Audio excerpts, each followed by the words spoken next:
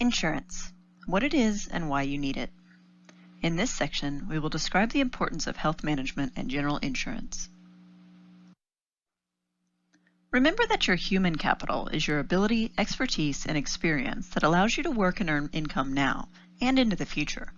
It's most people's most valuable asset, so as you can imagine, the deterioration of your personal health potentially poses a significant risk to your ability to accumulate wealth. If your health declines, it's more challenging to make and save money. Even if you're still employed, you might end up spending more on healthcare expenditures.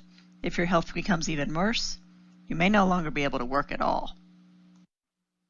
There are numerous events and triggers that influence your health. This pie chart highlights some of the major factors that determine how healthy you are today and will be in the future. Note that your behavioral choices are the best indicator of your current and future health status. Answer verbal question 1 now. What is the best indicator of your current and future health choices? Answer question 1 now. Pause the video. These choices relate to your daily activities, including diet and exercise, safety practices, stress management, and the avoidance of substance abuse and addictions. A decision matrix, such as the one shown here, is often used to classify risks and to develop appropriate strategies to better manage these risks. You can use this risk matrix to help manage your health situation, as well as any other decision that entails personal or household risk. Take, for example, an activity like texting and driving.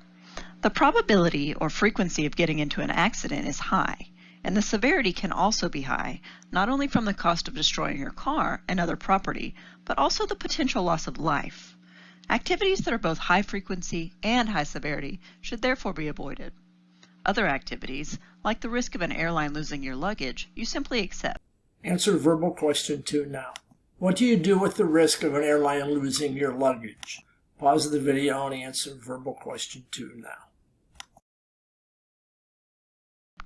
Although often there are insurance options if your luggage contains more valuable items, increasing the severity of your potential loss. Some risks, especially those that have potentially large expense costs for treatment or repair, you can transfer, for a fee, to an insurance company. In exchange for the payment of a regular premium, the insurance company agrees to cover the cost of an unexpected event. A deductible and co-payment option allows for a varying premium value. Generally, if you agree to a higher deductible and/or co-payment, your premiums will be less, and vice versa. Individuals who hold emergency savings can generally afford to have higher deductibles and therefore pay lower premiums, potentially saving them thousands of dollars over time. Answer verbal question 3 now. Risks that can have potentially large expense costs for treatment or repair you can blank for a fee. Answer question 3 now. The largest and most common forms of insurance are health, home, auto, and life. They aim to minimize their risks by pooling premiums from thousands of policyholders who would assumably all not file claims at the same time.